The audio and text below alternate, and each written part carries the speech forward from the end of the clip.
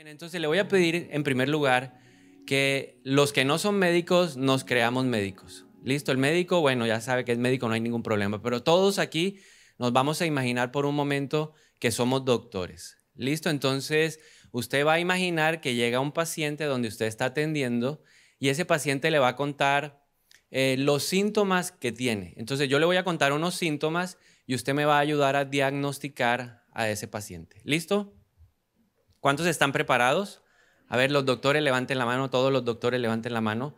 Hay unos que no saben ni qué son. Sí. Dijimos, imagínese que usted es, mire el de lado y dígale, imagínese que usted es médico. Hágame el favor, entonces voy a volverlo a preguntar. A ver, levanten la mano todos los médicos. Allá los que están conectados también levanten la mano, ponga el chulito ahí, la manita arriba ahí. Ok, entonces empiece. Ahí está, yo soy el paciente, yo voy a llegar donde usted y le voy a contar lo que tengo. Entonces le digo, doctor, he venido a visitarlo porque tengo una serie de problemas. Entonces usted me pregunta, bueno, ¿qué tiene? Yo le digo, tengo problemas de atención y de concentración. Tengo problemas de impaciencia e intranquilidad cuando hago cualquier actividad, sea jugar fútbol, sea jugar PlayStation, sea leer un libro, sea hacer una tarea en el colegio, sea hacer un examen, sea ir a la iglesia, cualquier cosa me genera ¿qué? Impaciencia. Y lo quiero acabar rápido. ¿Alguno se siente así? Tengo dificultad para iniciar y para terminar proyectos. Mi mente divaga. Estoy aquí, pero no estoy. Cuerpo presente, mente ausente. Se me olvidan las cosas. A veces no encuentro las llaves de la casa. ¿Sí? No sé dónde las puse. Y me dicen ahí. Yo digo, ¿ahí dónde? Ahí. No tengo ni idea. No tengo un buen manejo del tiempo. No soy capaz de cumplir horarios. Tengo problemas para seguir instrucciones. Y me aburro permanentemente en las cosas que hago. Si leo la Biblia, me aburro. Si voy a la iglesia, me aburro. Si estoy en la adoración, me aburro. Si estoy viendo una película, me aburro. Todo lo que hago, me aburre. Doctor, yo necesito que usted me diga qué tengo. A ver, ¿qué doctor quiere hablar? A ver, y me quiere decir qué tengo. Yo vine esta mañana buscando a alguien que me dé un diagnóstico, a ver cómo enfrento esta cosa. A ver, algún médico aquí presente que me ayude, que me dé una posibilidad de salida a todas estas cosas. Le voy a ayudar, no es Alzheimer. No. No es demencia senil, todavía no he llegado por allá, ni Dios lo quiera. No, ansiedad, no. Depresión, no. Desconexión, no. No, estos doctores me salió cara la consulta, no sirvieron. Bueno, yo le voy a contar allá, a ver, ¿qué quieres decirme? ¿Qué tengo? Allá alguien que me va a salvar. ¿Qué tengo? Me hace falta dormir. No, yo anoche dormí bien. Me falta Dios. No, yo lo tengo. Lo que acabo de contarle, ¿cuántos quieren saber cómo se llama esto? ¿Sí? ¿Cómo se llama esto? No es, va más allá de la preocupación, va más allá de la ansiedad. Se llama trastorno de déficit de atención. ¿Alguna vez había oído de eso? ¿Sí?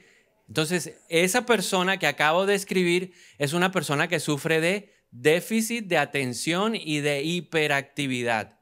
DAH, déficit de atención y de hiperactividad. ¿Qué es el déficit de atención y de hiperactividad? Es un trastorno mental que comprende una combinación de problemas persistentes, como dificultad para prestar atención, como hiperactividad o como conducta impulsiva. Es un trastorno que empieza en la primera infancia, alrededor de los 5 años, y que dura a lo largo de la vida. Es un trastorno difícil de diagnosticar y ustedes son la prueba fehaciente de que no es fácil diagnosticar. Yo fui a donde, no sé, 400 doctores y todos los que están conectados y ninguno me supo dar el diagnóstico correcto. No es tan fácil. Se confunde con otras patologías. Mientras yo leía, yo veía su cara. Usted estaba diciendo Alzheimer. Yo le decía, por eso le dije, no es Alzheimer. No es demencia. no es depresión. Entonces es fácil confundirla de esto. Ahora usted se estará preguntando, pero ¿y por qué hoy que vengo a la iglesia usted me va a hablar de déficit de atención? Si esto no es una clase de médica o de psiquiatría. Y es porque así como el déficit de atención existe en el plano natural, el déficit de atención también existe en el plano espiritual. Y por eso hoy quiero hablarle de algo que titulé déficit de atención espiritual. Es un trastorno espiritual que estamos viendo, o yo por lo menos personalmente lo he visto mucho en el último tiempo. La pandemia ha acelerado que muchos cristianos estén padeciendo de esta enfermedad y no se estén dando cuenta de que tienen déficit de atención espiritual. Entonces quiero darle una definición, así como hay una definición para el déficit de atención natural. Yo quiero darle mi definición de lo que yo considero es el déficit de atención espiritual. ¿Está preparado? ¿Está tomando nota? Me imagino que sí está tomando nota, ¿verdad? Atenta nota. A ver, levanten sus apuntes y yo los felicito muy bien. Mire, la mayoría. Y el que no tiene, dígale al de al lado, ¿y usted qué? Nos está dañando la media, el promedio. Recuerde que en junio hay premio para los mejores apuntes. ¿Listo? Entonces empiece a guardarlos porque hay un premio muy especial en junio para el que persevera, porque la Biblia dice que los que perseveran son los que alcanzan el galardón. Entonces usted me va a decir que le gusta carne, sushi, yo no sé qué le gusta, yo lo llevo para que celebremos. Entonces, el déficit de atención espiritual es una herramienta espiritual que el enemigo utiliza para generar en mi vida dificultad para prestarle atención a lo que Dios me habla, me pide a través de su palabra. Entonces es una herramienta, es un arma espiritual que usa Satanás para afectar mi vida espiritual, para que yo no tenga la capacidad de entender, comprender y luego obedecer lo que Dios me está pidiendo a su palabra. Recordemos algo importante que dice el profeta Jeremías en el capítulo 29, versículo 11. Jeremías dice que Dios tiene para nosotros planes, no un plan, tiene planes. Nuestra vida está llena de planes de Dios y constantemente Dios nos quiere revelar su voluntad, porque la voluntad de Dios es buena, agradable, perfecta. Pero en nosotros tiene que estar activo la parte espiritual para tener la capacidad de escuchar los planes y luego llevarlos a cabo. Entonces, esta herramienta es peligrosa porque afecta mi vida espiritual. Esta herramienta es peligrosa porque afecta mis convicciones. Esta herramienta espiritual es peligrosa porque afecta mi manera de actuar, mi manera de pensar. Es peligrosa porque me lleva a olvidarme de Dios, porque enfría mi corazón hacia las cosas de Dios y hace que pierda el apetito hacia todo lo que Dios tiene para mí en lo espiritual. Por eso esta herramienta es tan peligrosa y personalmente creo que es una herramienta que el enemigo ha utilizado de una forma muy particular en este tiempo. La pandemia ha traído a la vida de muchos cristianos déficit de atención espiritual. Entonces hay gente que está confundida, hay gente que está distraída, hay gente que está en otras cosas y no ha entendido que las señales apuntan a que estamos en los últimos tiempos. Y tenemos que estar preparados. La Biblia nos anima a estar preparados ya para este tiempo. Entonces, no sé en qué esté usted pensando, pero hay que estar haciendo lo que Dios nos ha mandado a hacer. Y a través de una historia bíblica, quiero mostrarle de un pueblo, el pueblo de Dios sufría de déficit de atención espiritual. Entonces, vamos a ver a través de esta historia cómo es, cómo opera, cómo funciona y también cómo enfrentarlo. Porque como es un trastorno espiritual, tenemos que buscar herramientas espirituales que nos ayuden a vencerlo.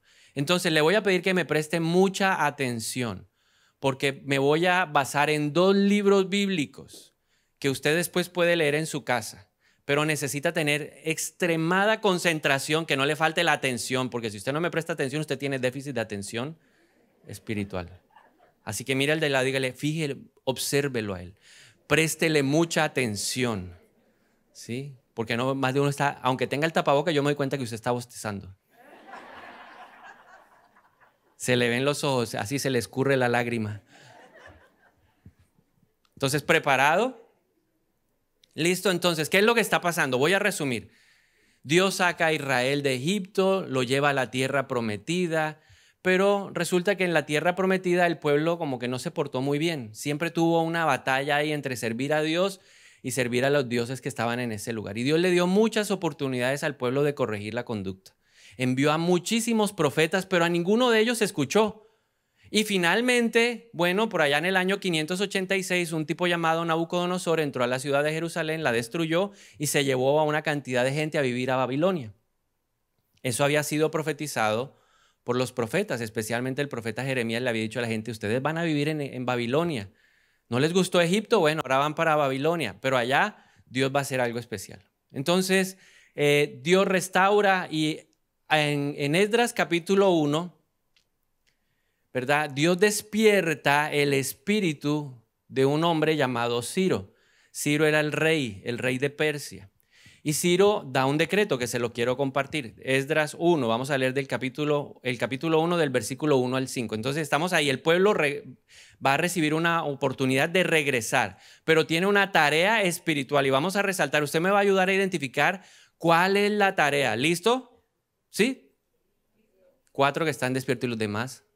Déficit de atención espiritual. ¿Está listo?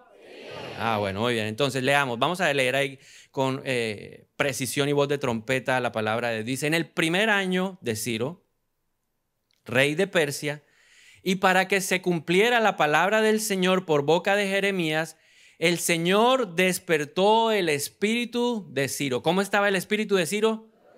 Dormido. ¿Y ahora el Señor qué? Lo despertó.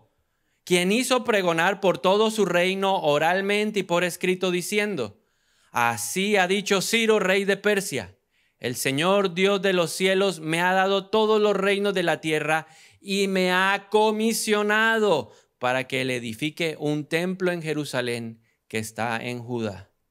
¿Cuál fue la tarea? Edificar un templo. Ahora, ¿por qué Dios despertó el espíritu de Ciro y le dio esa tarea? Porque el templo para el pueblo de Dios representaba su vida espiritual.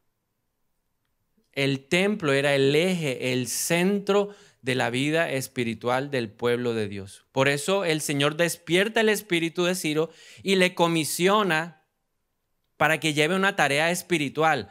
Aunque era una edificación en lo natural, en el fondo era una tarea espiritual. Y le dice dónde debe hacerlo y le dice qué más debe hacer. Dice el versículo 3, quien haya entre ustedes de todo su pueblo que su Dios sea con él, suba a Jerusalén que está en Judá y edifique la casa del Señor Dios de Israel. Él es el Dios que está en Jerusalén. Y a todo el que quede en cualquier lugar donde habite, ayúdenle los hombres de su lugar con plata, oro, bienes y ganado, con ofrendas voluntarias para la casa de Dios que está en Jerusalén. Versículo 5. Entonces se levantaron los jefes de las casas paternas de Judá y de Benjamín, los sacerdotes y los levitas y todos aquellos cuyo espíritu Dios despertó. ¿Cómo estaba el espíritu de ellos? ¿Qué hizo Dios? Lo despertó para una tarea espiritual.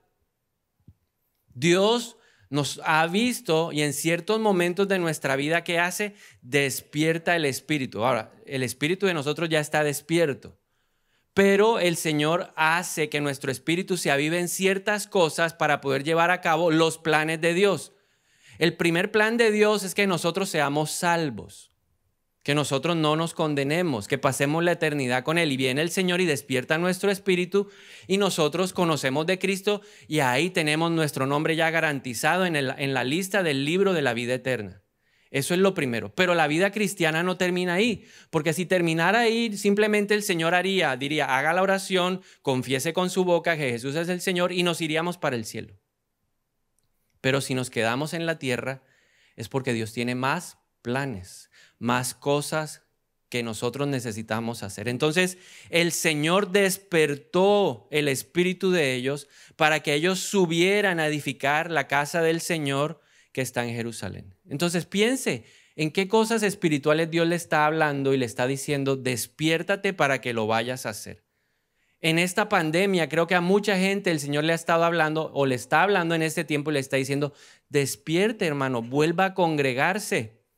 Despierte, vuelva al discipulado y crezca espiritualmente. Hay otros que el Señor les está recordando y les está diciendo, yo te di un llamado para que prediques, para que evangelices, para que lleves la palabra a las naciones. Y las naciones no significa solamente afuera, significa aquí en la calle, en el trabajo, en la oficina, en la universidad. A eso Dios está llamando a muchas personas. Entonces, vemos que Dios despertó el espíritu del rey. El rey da un decreto y junto con el decreto también da todos los recursos, porque él dijo, la gente que quiera ir, que vaya y edifique. Pero no solamente eso, los que se quedan, también denles a ellos plata, oro, ganado, ofrendas voluntarias para que se cumpla el plan de Dios. Y hubo personas, 50,000 personas sintieron la necesidad de regresar, porque el Espíritu Santo había despertado su espíritu para llevar a cabo esta tarea. Entonces ellos regresaron a Jerusalén, hicieron un largo viaje y luego de 7 meses de estar en Jerusalén, se unieron como un solo hombre y edificaron el altar del sacrificio para el Señor.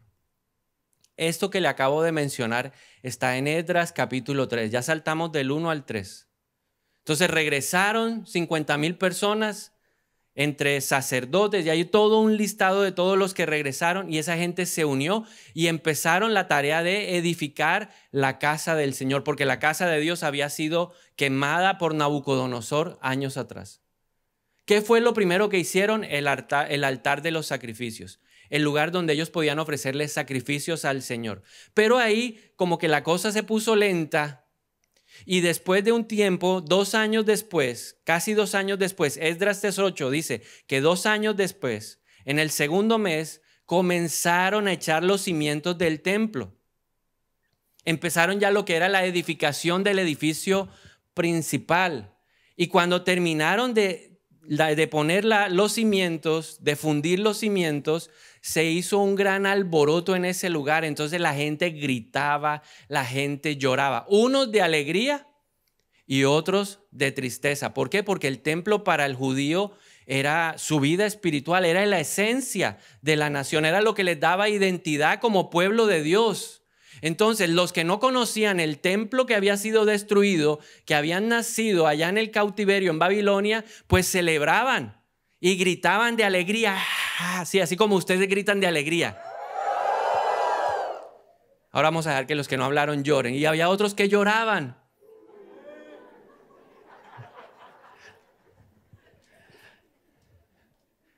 Entonces lloraban, ¿por qué? Porque ellos lo comparaban y decían, ay, el gran esplendor que hubo en ese templo de Salomón. Y ahora lo vamos a comparar con esta cosita.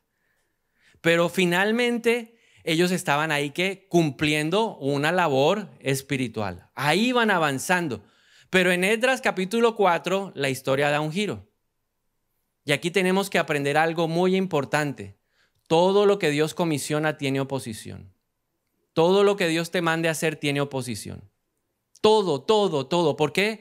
Porque el enemigo no quiere y el enemigo no va a poner tan fácil que nosotros hagamos la obra de Dios, el plan de Dios, que se cumpla el plan de Dios. Entonces, en Esdras capítulo 4 dice la Biblia que los enemigos de Judá se levantaron e intentaron detener la obra. La primera estrategia fue decirles, oiga, estamos viendo cómo Dios está haciendo una obra poderosa, nosotros también queremos participar, déjennos trabajar con ustedes en la reconstrucción del templo.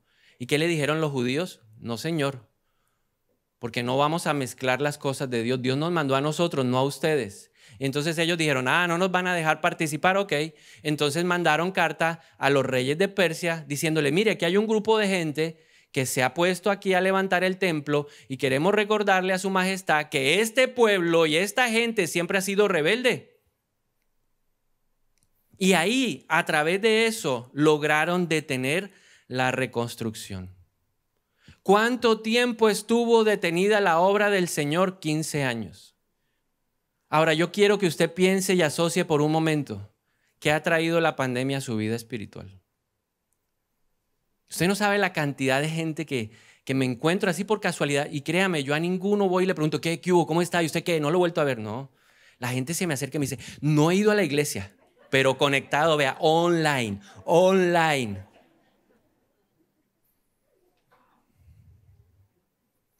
¿Cómo es que dice? Explicación dada. Explicación no pedida. Situación manifiesta. Yo no le pregunto a nadie, yo solamente iba a decirle hola. Online, online. Lleva 2 años y medio online.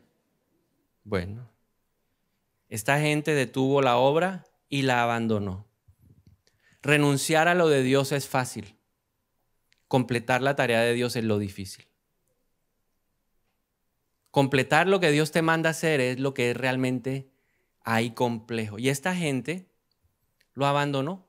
Una oposición. No queremos que lo construyan. Ya el rey sabe. El rey de Persia sabe. Jerjes, Artajerjes, ya saben. Y esto que viene a continuación es lo que me permite decirle que este pueblo sufría de diagnóstico o tenía déficit de atención espiritual. Ageo capítulo 1, versículo 2. Aquí le habla el Señor a través de a los que han regresado, que estaban reconstruyendo el templo. El Señor manda a un profeta llamado Ageo y el profeta les dice lo siguiente.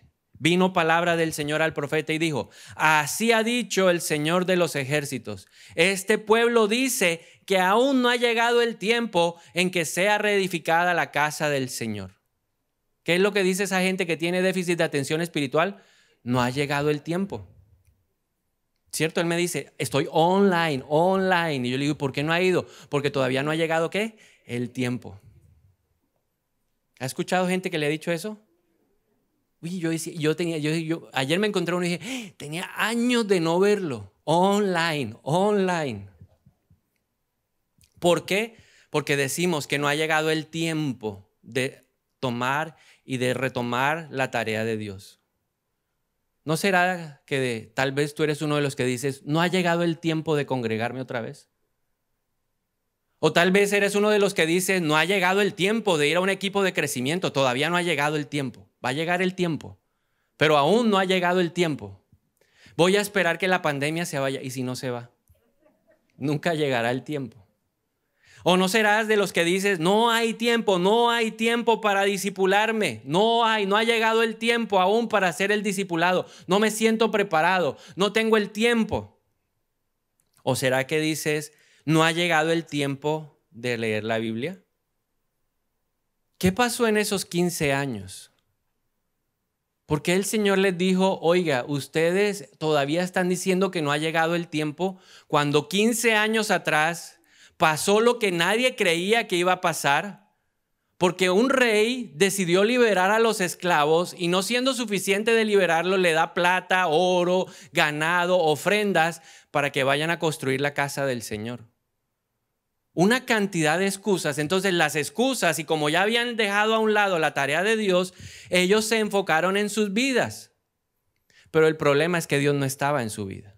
Y ese es el gran problema que ha traído la pandemia. Hay mucha gente que está haciendo su vida, pero sin Dios. Te hago una pregunta. ¿Dios está en tu vida? ¿Dios está presente en cada cosa que tú haces? Porque hay mucha gente que se olvidó de la comisión de Dios. Hay mucha gente que ahora vive vidas, pero sin Dios.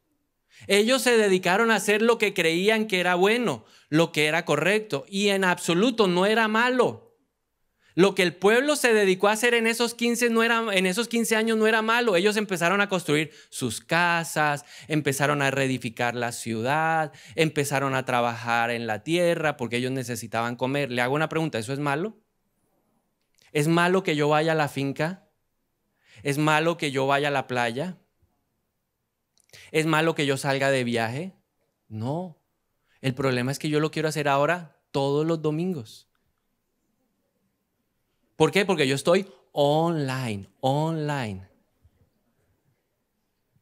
Y yo veo unas cosas que a mí personalmente, no sé, me desafían. ¿Cómo hago yo para oír una reunión en una hamaca allá en la playa, allá sabroso? Pues sí, sabroso, es una cosa deliciosa. Dios quiere eso. Hace 8 días yo estaba en el mar, descansando un día, no tiene nada de malo. El problema es cuando eso reemplaza a Dios. Esas cosas que eran buenas habían desplazado a Dios. Dios ya no era su prioridad. Y es la pregunta para cada uno de nosotros en esta mañana. ¿Dios es nuestra prioridad? Porque una tarea espiritual que Dios demandó o comisionó a la iglesia es congregarse. No es lo mismo, a mí me da pena, pero no es lo mismo online que presencial. A diferencia, yo sé que hay personas en otras ciudades que no pueden venir, entonces gracias a Dios por esto. Pero hay mucha gente que está aquí o gente que está en Barranquilla y prefiere que una conexión en un computador a venir a la iglesia. Eso no es lo mismo. ¿O es lo mismo? Creo que no lo han oído en transmisión. A ver, si usted habla lo dice duro. ¿Es lo mismo o no es lo mismo? ¿Qué es mejor? Presencial, porque nos unimos. Añadimos, ¿cierto? Nuestro espíritu se une y ponemos unanimidad y el Señor que se manifiesta. Pero hay todavía muchas personas que están engañadas con eso, porque el espíritu de déficit de atención espiritual los abrazó. Muchos podemos estar hoy con déficit de atención espiritual porque Dios ya no es nuestra prioridad. Hay mucha gente a la que el espíritu, que es el que recibe revelación del espíritu, se les durmió y están ahí viviendo sus vidas, cosas muy buenas, muy chéveres, pero Dios no está ahí. ¿Cómo activa el enemigo esa arma contra nosotros? ¿Cómo hizo con el pueblo de Israel o el pueblo judío, el pueblo de Judá, para que ellos dejaran abandonado la obra de Dios 15 años? Número 1, la oposición. Esa es la primera arma o la primera estrategia que utiliza el déficit de atención espiritual. Oposición. Esdras 4, 4, 5. ¿Se acuerda? Estábamos en el momento en que el pueblo terminó de poner los cimientos y estaban gritando de alegría. En el 4 dice lo siguiente, versículo 4. Entonces el pueblo de la tierra desmoralizaba al pueblo de Judá y lo amedrentaba para que no edificara. Contrataron consejeros contra ellos para frustrar su propósito durante todo el tiempo de Ciro, rey de Persia, y hasta el reinado de Darío, rey de Persia. ¿Cuánto tiempo fue esto? ¿Cierto? 15 años. 15 años de oposición, porque al enemigo le encanta oponerse a la obra de Dios. Entonces tú vas a empezar el discipulado y el enemigo se va ¿a qué? A oponer. Tú vas a empezar a venir los domingos y el enemigo se va a oponer. Tú vas a empezar a evangelizar y el enemigo se va a oponer. Cualquier cosa que tú vayas a hacer en lo espiritual, el enemigo se va a oponer. ¿Y cómo se opone? Con intimidación. Los amedrentaba, los asustaba. Le estamos mandando cartas al rey. El rey sabe, va a venir el rey. Y así nos pasa a nosotros, ¿verdad? Contrata gente para frustrar el propósito de Dios. ¿Cuántas voces has escuchado de que no vale la pena ir? ¿Para qué ir? ¿Sabe quién fue el peor enemigo de la iglesia? El COVID-19. Cuando sacaron los primeros, que empezaron a abrir otra vez los diferentes sectores, ¿qué dijo la prensa? ¿Qué dijo el gobierno? ¿Qué dijeron las entidades? Que el lugar más peligroso para ir era una iglesia. Y a mucha gente eso le quedó ¿dónde? Aquí. Todavía hoy en día hay gente que dice, no, yo no voy porque me contagio. Pero después se entera uno que se contagió y no fue en la iglesia porque aquí no vienen. Se contagió en el cumpleaños de fulanito, se contagió en el paseo a no sé qué lado, pero no fue en la iglesia. Pero muchos fuimos víctimas. Levante la mano el que fue víctima de eso. Yo fui víctima, yo decía, la iglesia con 5 y a metro y allá, ¿cierto? Medíamos cuartas, 20 cuartas separados, ni me mire, con las cejas así de lado saludándolo. Ahora, yo no le estoy diciendo que sea irresponsable y no se cuide, hay que usar el tapabocas y todo eso. Pero Dios nos ha mostrado que podemos convivir y que podemos congregarnos con responsabilidad. Pero muchos se dejaron llevar, ¿por qué? Por la intimidación.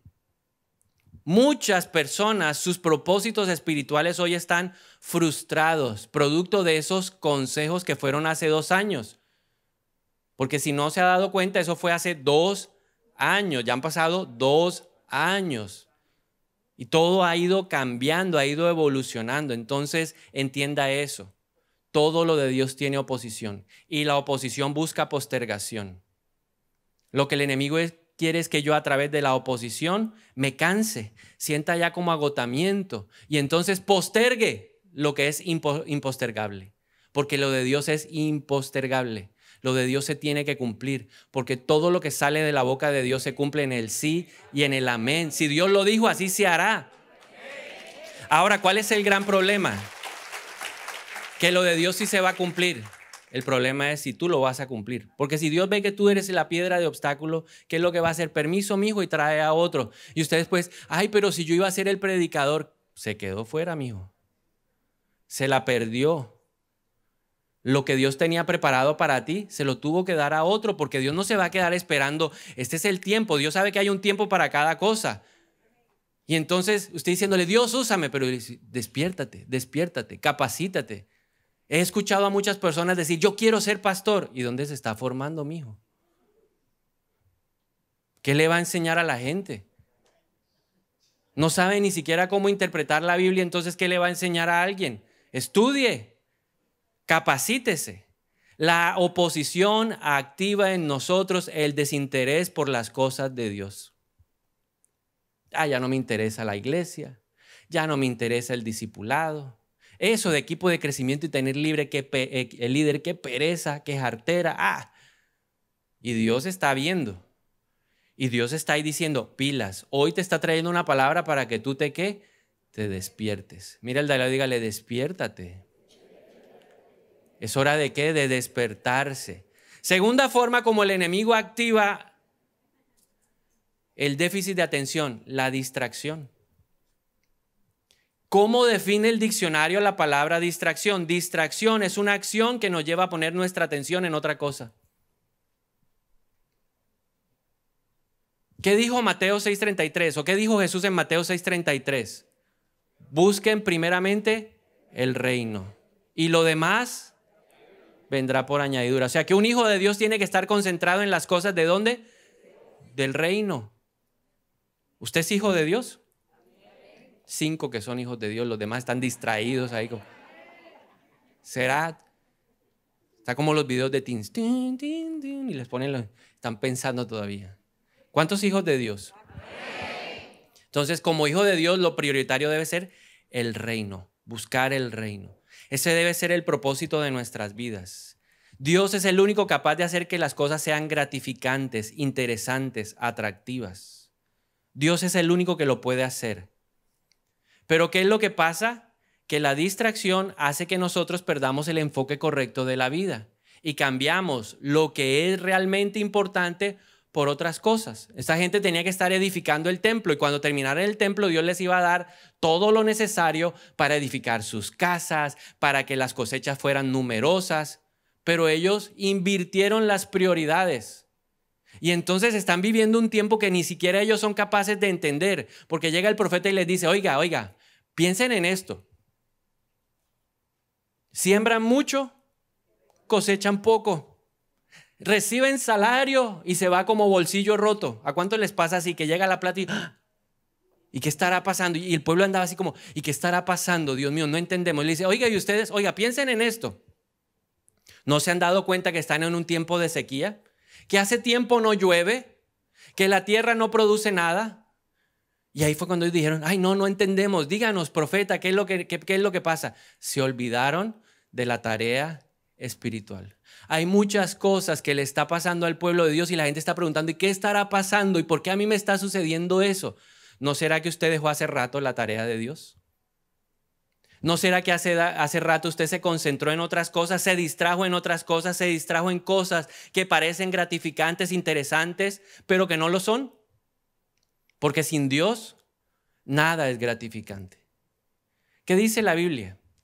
Que es mejor comer un poco donde hay paz que donde no, donde hay mucho, pero reina la pelea. Ahí dice, ¿y quién es el príncipe de paz? Jesús. La vida es mejor con Dios, la vida es más sabrosa con el Señor. Ahora que estamos de moda con la vida sabrosa. La vida es más sabrosa, pero con Dios. La vida nunca será sabrosa sin Dios. ¿Amén? Entonces, ojo, la distracción hace que te enfoques en tus deseos más que en lo que tú realmente necesitas. Que las cosas buenas de la vida no te hagan perder el foco de tu vida espiritual. Dios quiere que disfrutemos la vida, pero que sea el complemento que viene por añadidura por buscarlo a Él. Entonces, el tratamiento. ¿Cuántos quieren conocer el tratamiento? Ahora sí que tenemos claro qué es lo que pasa, qué hacer. Entonces, número uno, hay que empezar con un autoexamen. Y el autoexamen tiene una particularidad que debe estar lleno de honestidad. Entonces, yo le voy a ayudar para que usted se pueda hacer el autoexamen. Y voy a compartirle algunas preguntas que le van a ayudar a revisar su condición espiritual. Porque tal vez usted está tan dormido que ni siquiera se ha dado cuenta que tiene déficit de atención espiritual. Entonces le voy a ayudar con algunas preguntas. Primera pregunta, y usted la va a responder. Si alguna de estas preguntas usted responde sí, probablemente tiene déficit de atención espiritual. Pregunta número uno, o punto número uno del autoexamen. Revise la actitud de su corazón y revise la forma como está llevando a cabo sus tareas espirituales. Me explico. Esas tareas espirituales, ¿lo emocionan o lo aburren? ¿Lo disfruta o lo oprime? ¿Cómo están tus actividades espirituales? Verbo y gracia, ¿cómo estás cuando lees la Biblia? Cuando usted abre el devocional y dice Deuteronomio 11, 12 y luego el Salmo 85. ¡Wow! Y usted dice, otra vez, qué vaina tan larga. Pues está. A esta pastora, ¿quién le dijo que hiciera esta vaina, Dios mío?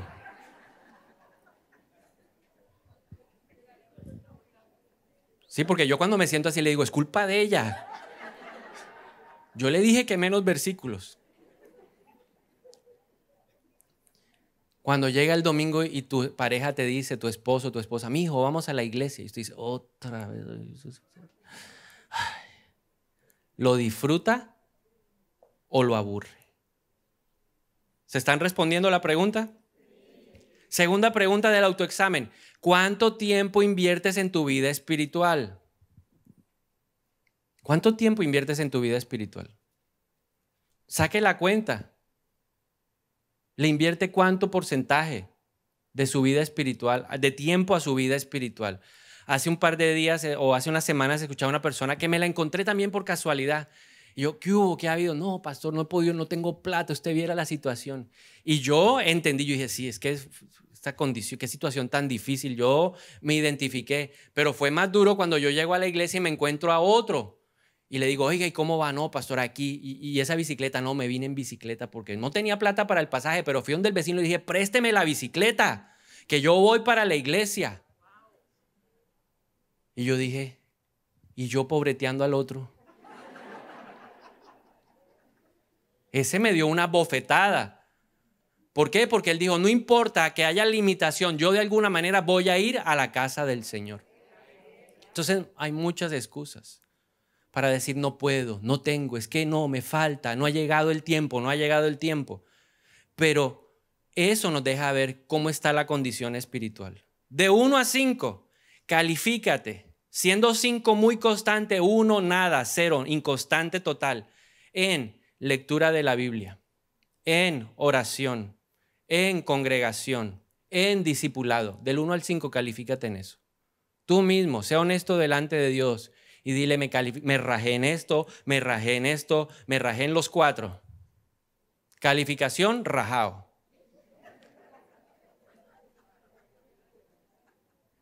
Cuando una tarea espiritual requiere esfuerzo, ¿cuál es tu actitud más frecuente? Cuando hay una tarea espiritual que requiere esfuerzo, ¿cuál es tu actitud más frecuente? ¿Actúas o la evitas o la postergas? ¿Cuál es tu actitud? El líder te llama y te dice, vamos a empezar los procesos. Yo creo que es hora de que te reactives. Y usted sabe que es una tarea que va a implicar esfuerzo, porque discipularse implica esfuerzo. Hay que dedicarle tiempo extra. ¿Cuál es tu actitud cuando tu líder te llama? Hombre, líder, leo la verdad, sí, yo sí quiero, yo con todo el corazón lo deseo, pero Dios sabe, Dios conoce mi situación. Líder, Dios sabe, ¿sí o no, líderes? ¿Sí o no? Dios sabe, Dios sabe, Dios sabe, es que Dios sabe. Ajá, pero ¿qué? Dios sabe, pero Dios sabe ¿qué? Que no tengo tiempo. ¿Sientes ansiedad cuando haces alguna actividad espiritual? y quieres que pronto acabe. O sea, tú estás diciendo que se calle ese tipo, que se calle ese tipo acá. A ver, ora y vámonos, hermano, rápido. ¿Sí? Y pasa. Yo me doy cuenta y veo el que pasa todo el tiempo. Y hoy me voy a demorar más. Aleluya. Aunque el reloj me está diciendo acabe, acabe, yo me voy a demorar, hoy estoy feliz. Tengo guardadas las palabras 18 días para hoy. Recomendación para aquellos que tienen líder, cuéntele cómo estuvo su autoexamen. ¿Sí? Escríbale al líder, dígale, líder, hoy el Señor me dio juguetes, líder. Estaba dormido, líder, pero hoy me despierto. Amén. Grábese esto en su corazón. Buscar a Dios no debe ser una obligación. Buscar a Dios debe ser un deleite para mí. Las cosas de Dios deben ser deleite. Qué rico el Salmo 86. Qué delicia. Leía en estos días el Salmo 83 y dije, Señor, gracias porque ya me enseñaste a orar algo nuevo. ¿Cierto? Y ya qué rico. La palabra es deliciosa, dulce como la miel a mi paladar, suave a mi estómago. Me apetece. Eso debe ser la presencia de Dios para nuestra vida. Algo apetecible. No algo forzado, que entra trancado, que entra allá a los palazos, no. Venir a la iglesia debe ser un deleite. Por eso si usted no quiere venir, no se preocupe, yo no lo voy a regañar en la calle. Este fariseo falso, no, tranquilo. Para aquellos que se esconden de mí, tranquilo. No lo voy a regañar, tranquilo. Yo lo voy a saludar, le voy a decir qué bueno verte. Ya. Pero si no quiere venir a la iglesia, ¿qué podemos hacer? No podemos hacer nada. Aquí vienen los que les gusta venir a la iglesia. Amén. A la iglesia venimos los que nos deleitamos en la casa del Señor. Eso somos. ¿Estamos aquí hoy, sí o no? Que se oiga que ustedes están aquí felices. Eso. A ninguno lo hemos traído aquí a la fuerza. ¿Qué más hacer para atender este déficit de atención? Empieza a hacer una dieta espiritual.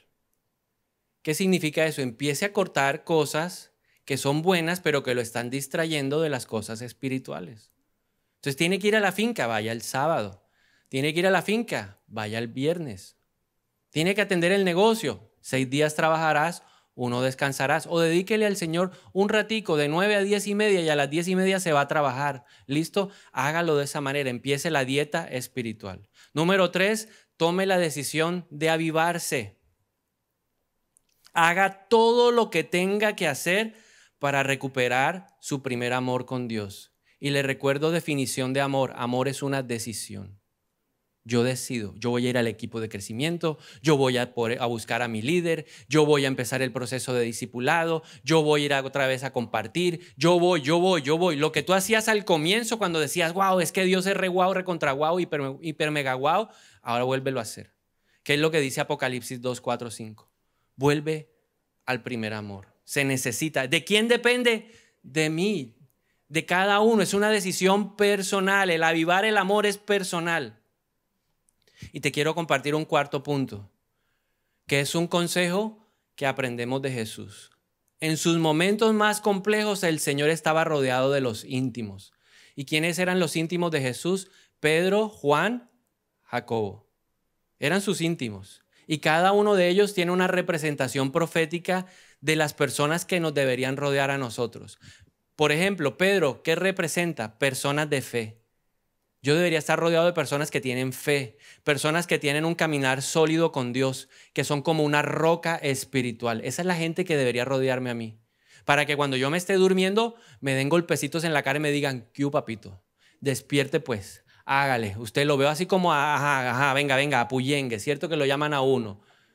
¿Tiene alguien así? ¿Tiene un Pedro en su vida? Dígale, Dios, gracias por el Pedro ese, que yo digo, uy, pero ¿cómo habla de duro Pedro? Eso no tiene contemplación, eso me da duro, pero uno necesita Pedros. ¿Conoce algún Pedro? De pronto no es Pedro, es Pedra. Pero dígale, Dios, gracias por Pedra, Señor, gracias. Necesitamos a un Jacobo. personas con determinación espiritual, gente que ora, gente que intercede, que tiene temor de Dios y que puede entrar en la brecha por nosotros en oración. Uno necesita Jacobos o Jacobas. Necesita gente que esté ahí. Ese está, Dios mío, a ver, vamos, levantémoslo en el espíritu. A ver, Señor, despierta el espíritu de fulanito, despiértalo, despiértalo. Y proclama lo que dice la palabra: levántate, tú que duermes, despiértate, tú que estás entre los muertos, levántate. Espíritu de Dios, vaya, tóquele, inquiételo, pertúrbelo, no lo deje dormir. Al día siguiente le llaman: yo no sé qué pasó anoche. Yo no, gloria a Dios, gloria a Dios. Ahí está el Señor inquietándolo. Yo no sé, yo comí bien, pero de pronto en la madrugada no me paraba nada. Ay, gloria a Dios, el Espíritu de Dios actuando, ¿cierto? Busque a Juan. Un Juan tiene que estar en su círculo de intimidad. ¿Por qué? Porque Juan tiene intimidad con Dios. Y Juan siempre nos va a ayudar a conocer mejor el corazón del Señor. Entonces, ¿cómo termina nuestra historia? Estaban dormidos, los despertó el Señor, empezaron la obra, la abandonaron y luego el Señor, ¿qué hace? Ageo 1, 14 al 15. Dice: y el Señor despertó el espíritu de Zorobabel, hijo de Salatiel, gobernador de Judá, el espíritu de Josué, hijo de Jodasac, sumo sacerdote, y el espíritu de todo el remanente del pueblo, y ellos acudieron y emprendieron la obra de la casa del Señor de los ejércitos, su Dios, en el día 24 del mes sexto del segundo año del rey Darío. Retomaron su labor espiritual. Y 4 años después, a pesar de la oposición, a pesar de la dificultad, a pesar de todos los ataques del enemigo, lograron cumplir la tarea espiritual. El enemigo quiso oponerse, pero ya encontró firmeza en el corazón de ellos. El enemigo se va a querer oponer a tu obra, sí, pero debe encontrar en tu vida resistencia, firmeza, decisión y determinación de que vamos a cumplir el propósito de Dios para nuestras vidas. Y termino con estas 2 palabras para que la reflexionemos. Isaías 52, 2 dice: levántate del polvo, oh Jerusalén. Si usted dice: mire, yo hoy me siento confrontado y de verdad que yo estaba en déficit de atención, estaba distraído, ¿sabe qué le dice el Señor? Levántese, siéntese en lugar de honor, quítese del cuello las cadenas de la esclavitud, oh hija cautiva de Sión. Y usted se va a sacudir y se va a quitar esas cadenas de esclavitud que el enemigo ha puesto. Y el Salmo 132, 3 al 5, David dijo: no iré a mi hogar, ni me permitiré descansar. No dejaré que mis ojos duerman, ni cerraré los párpados adormecidos, hasta que encuentre un lugar donde construir una casa para el Señor, un santuario para el poderoso de Israel. Determinación. Y usted le va a decir: Señor, no voy a descansar hasta que yo haya hecho el plan que tú me mandaste a hacer. No voy a descansar. Y hoy usted y yo nos vamos a levantar y nos vamos a poner ahí en pie y nos vamos a sacudir de ese letargo espiritual, de ese sueño. Si usted estaba así como atontado y dijo: yo estaba adormecido, yo le animo a que se ponga de pie en esta mañana y le diga: Señor, yo hoy vengo delante de ti y te doy muchas gracias por tu palabra. Porque así como enviaste a un profeta a hablarle a una nación adormecida, hoy has enviado tu palabra para levantarme, Señor, para decirme: ya está bueno de tanto sueño. Te pedimos perdón en esta mañana en el nombre de Jesús por haber dejado la tarea espiritual, por haber abandonado la tarea que tú nos habías encomendado, porque habías creído en nosotros. Perdónanos porque dejamos que la oposición de este tiempo, porque dejamos, Señor, que las circunstancias que nos rodeaban nos llevaran a abandonar nuestra tarea espiritual.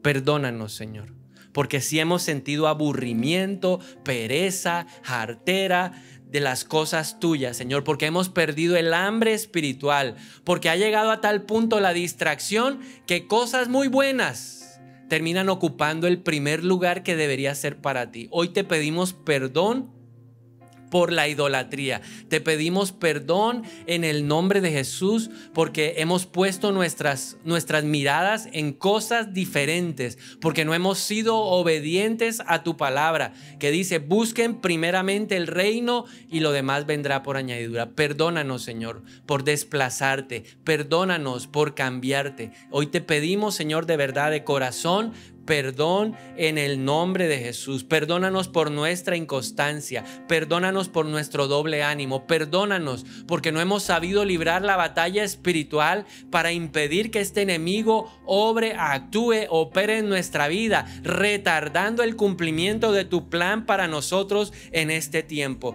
Perdónanos porque te hemos buscado por obligación, pero en nuestro corazón no ha ardido la pasión. Yo te pido perdón hoy en el nombre de Jesús, pero hoy empiezo a tomar decisiones, y la primera decisión que hoy tomo y con la cual salgo convencido en esta mañana es ir a avivar mi amor por ti, porque tú me dices, retoma lo que tú solías hacer al comienzo. Y hoy, Señor, declaro y te pido en el nombre de Jesús que me ayudes, que me impulses, que me des ese ánimo y ese aliento que necesito, que pueda tener la actitud del pueblo judío cuando escuchó al profeta y dijeron, oh sí, hemos fallado al Señor, pero no se quedaron en lamento, sino que salieron a cambiar su estilo de vida. Yo te pido hoy, Señor, que enciendas en este lugar y en cada corazón la pasión por tu casa, la pasión por tus cosas, Señor, por las cosas espirituales, porque el que es espiritual debe tener anhelo, debe tener deseo, pasión por las cosas espirituales. Yo te pido a esta hora en el nombre de Jesús